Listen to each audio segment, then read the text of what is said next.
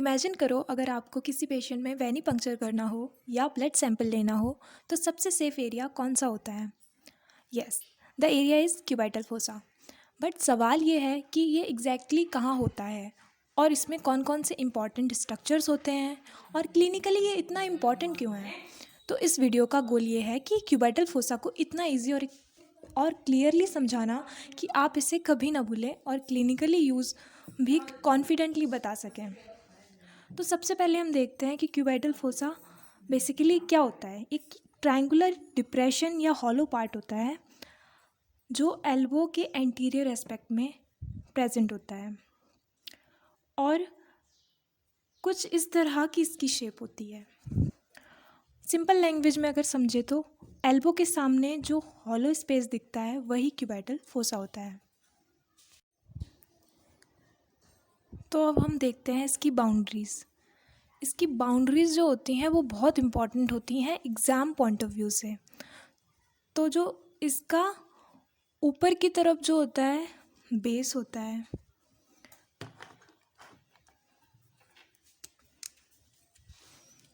इसका ऊपर की तरफ बेस होता है और नीचे की तरफ एपेक्स होता है। ये है इसकी मीडियल बाउंड्री और ये है लेटरल बाउंड्री। कुछ इस तरह की ही इसकी शेप होती है। इसकी लेटरल बाउंड्री कौन बनाता है? Medial border of ब्रेकियोरेडियलिस। और इसकी मीडियल बाउंड्री कौन बनाता है? Lateral border of pronator teres.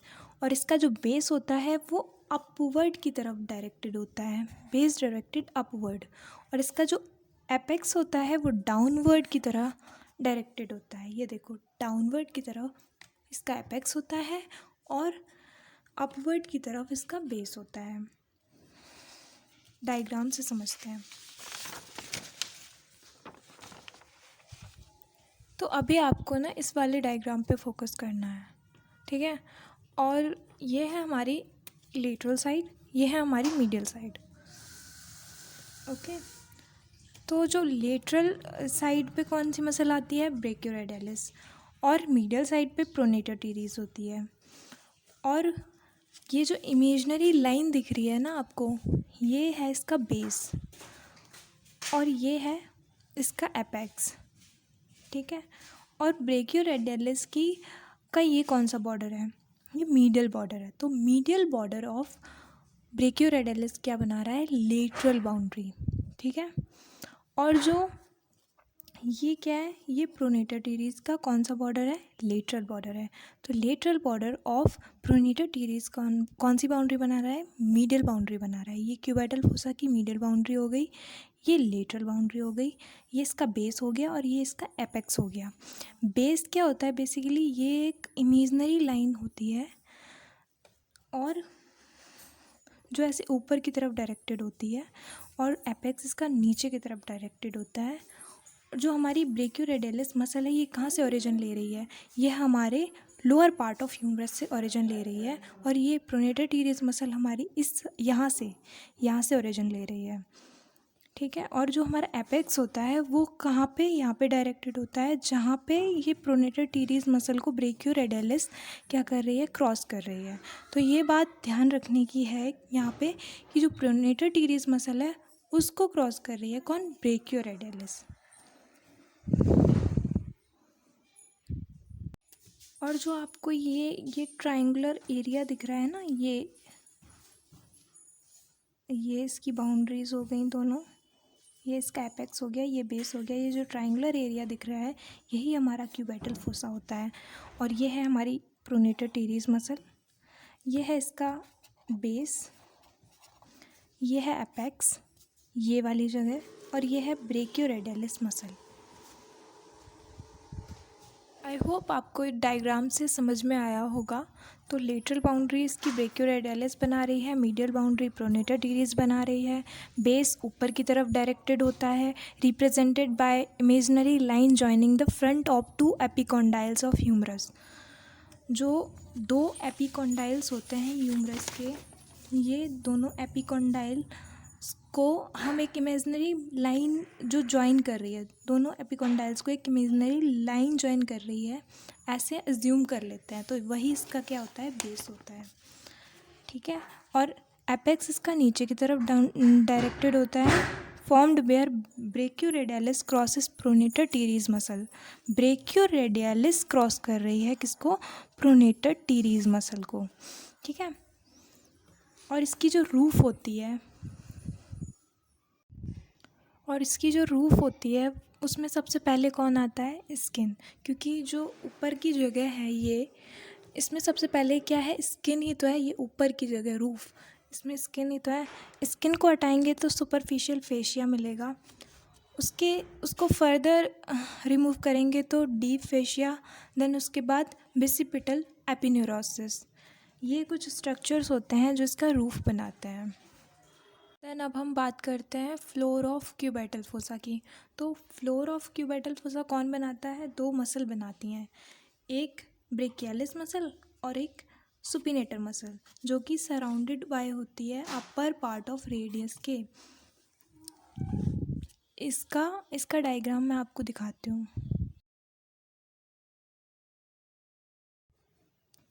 तो अब बात करते हैं हम इसके कंटेंट की। तो सबसे पहले इसके कंटेंट में आता है मीडियन नर्व, उसके बाद आती है हमारी ब्रेकियल आर्टरी, जो कि आगे डिवाइड हो जाती है और रेडियल और अल्नर आर्टरी में डिवाइड हो जाती है। और उसके बाद हमारा आता है टेंडन ऑफ बाइसेप्स ब्रेकाई, और फिर आती है रेडियल नर्व। तो हम इसको एक निमोनिक से याद कर सकते हैं। Mnemonic is MBBR। अगर हम मीडियल से लेटरल की तरफ की बात करें तो हम ऐसे याद रख सकते हैं, M से मीडियन नर्व, और फर्स्ट B से हम याद रख सकते हैं ब्रेकियल आर्टरी, जो कि बाद में डिवाइड हो जा रही है किसमें? रेडियल और अल्नर आर्टरी में, ओके। और सेकंड B से हम याद रख सकते हैं बाइसेप्स ब्रेकाई का टेंडन, और फिर लास्ट जो है R से हम याद रख सकते हैं रेडियल नर्व। तो हमारी जो मीडियन नर्व होती है वो ब्रांचेस देती है, यहाँ पे 3 मसल्स को ब्रांचेस देती है। ये सबसे पहले तो हमारी फ्लेक्सर कार्पाई रेडियलिस मसल को सप्लाई करती है, दूसरी ये ब्रांच देती है फ्लेक्सर डिजिटोरम सुपरफिशियलिस को, तीसरी ब्रांच ये देती है पामेरिस लॉन्गस मसल को।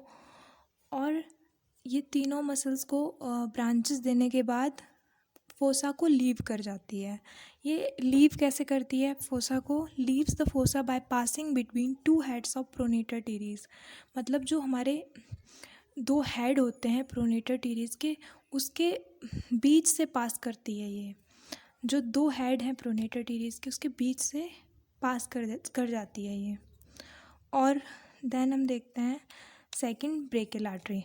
ब्रेकियल आर्टरी जो होती है वो यहाँ पे ख़त्म हो जाती है। जो क्यूबाइटल फोसा है वहाँ पे ब्रेकियल आर्टरी 2 में कन्वर्ट हो जाती है, रेडियल आर्टरी और अल्नर आर्टरी। जो रेडियल आर्टरी होती है वो स्मॉलर होती है और सुपरफिशियल होती है, और अल्नर आर्टरी हमारी डीप होती है। और तीसरा हम देखते हैं टेंडन ऑफ बाइसेप्स ब्रेकाई। तीसरा कंटेंट इसका क्या होता है? बाइसेप्स ब्रेकाई का टेंडन और बिसिपिटल एपिन्यूरोसिस। जो हमारी बाइसेप्स ब्रेकाई होती है, जो हमारी जैसे ये बाइसेप्स ब्रेकाई मसल है, और जो लास्ट में ये ऐसे डिवाइड हो रही है, तो इसका जो एक पार्ट होता है ये होता है बिसिपिटल एपिन्यूरोसिस। तो इसको ही हम बोल रहे हैं बिसिपिटल एपिन्यूरोसिस। और तीसरा होता है हमारा रेडियल नर्व। तो जो हमारी रेडियल नर्व है, नहीं, चौथा होता है रेडियल नर्व। रेडियल नर्व क्या करती है? In fossa it gives posterior interosseous nerve. ये भी अपनी एक ब्रांच देती है फोसा में, पोस्टीरियर इंट्रोशियस नर्व बोलते हैं उसको, या फिर deep branch of radial nerve भी बोलते हैं इसको। मतलब पोस्टीरियर इंट्रोशियस नर्व भी बोल सकते हैं उस ब्रांच को, और deep branch of radial nerve भी बोलते हैं। गिव्स ब्रांच टू, और ये जो ब्रांच मतलब जो ये पोस्टीरियर इंट्रोशियस नर्व है, ये वाली ब्रांच ये 2 मसल को सप्लाई करती है। सबसे पहली तो है extensor कार्पाई radialis Brevis,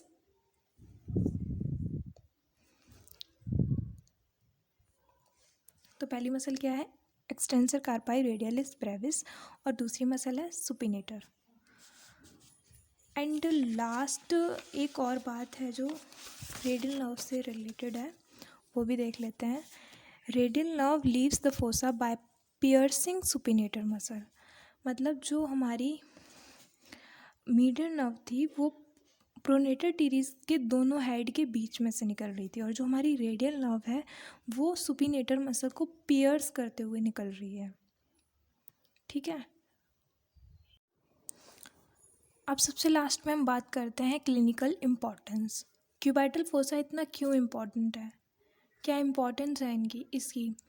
cubital fossa is important because, क्योंकि ये दो रीज़न की वजह से बहुत ज़्यादा इम्पॉर्टेंट होता है। एक तो वेन्यूवेंचर साइट जो होती है हमारी वो यहीं पे होती है।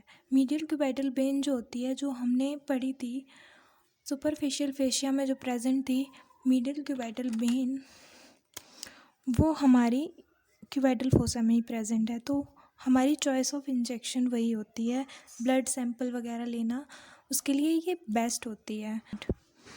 सेकंड है blood pressure measurement. Blood pressure universally recorded by auscultating brachial artery in front of elbow. जो हमारी ब्रेकियल आर्टरी थी वो भी तो यहीं थी ना, यहाँ पे थी, और यहीं से वो दो में डिवाइड हो रही थी, रेडियल आर्टरी में और अल्नर आर्टरी में। तो यहीं पे हम अपना जो स्टेथोस्कोप है उसको रख के ब्लड प्रेशर मेजर करते हैं। सो आज हमने क्यूबाइटल फोसा को कम्प्लीटली कवर किया। हमने देखा इसकी लोकेशन एंड डेफिनेशन, इसकी बाउंड्रीज, इसके कंटेंट्स विद न्यूमोनिक, एमबीबीआर, और सबसे इम्पॉर्टेंट क्लिनिकल रिलेवेंस। और अगर आपसे क्यूबाइटल फोसा कोई पूछे तो आप सिर्फ थ्योरी ही नहीं, क्लिनिकल एप्लीकेशन भी एक्सप्लेन कर सकते हैं। अगर आपको ऐसे ही easy exam oriented anatomy videos चाहिए तो चैनल को ज़रूर सब्सक्राइब करना, क्योंकि यहाँ मैं ट्राई कर रही हूँ टफ टॉपिक्स को सिंपल बनाने का।